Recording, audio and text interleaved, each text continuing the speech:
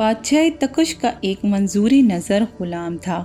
ایک دن بادشاہ نے اس غلام سے ایک راز کی بات کی اور تاکید کرتے ہوئے کہا کہ وہ بات کسی کو نہ بتائے۔ بادشاہ کے غلام نے اس بات کو چھپا رکھنے کا وعدہ کیا، لیکن وعدہ نبھا نہ سکا۔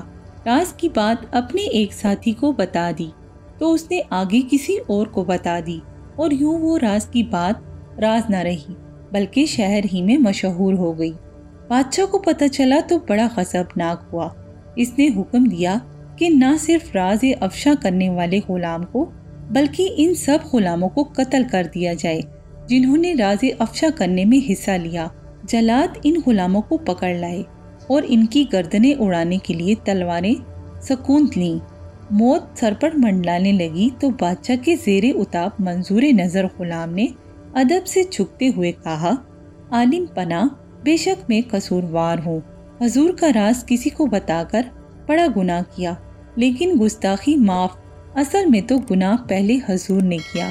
غور کرنے کا مقام ہے کہ جس راز کی حفاظت حضور نہ کر پائے، اس کی حفاظت یہ ادنا غلام کیسے کر سکتا ہے؟ اس حکایت میں یہ نکتہ بیان کیا گیا ہے کہ راز کی بات کسی کو نہیں بتانی چاہیے۔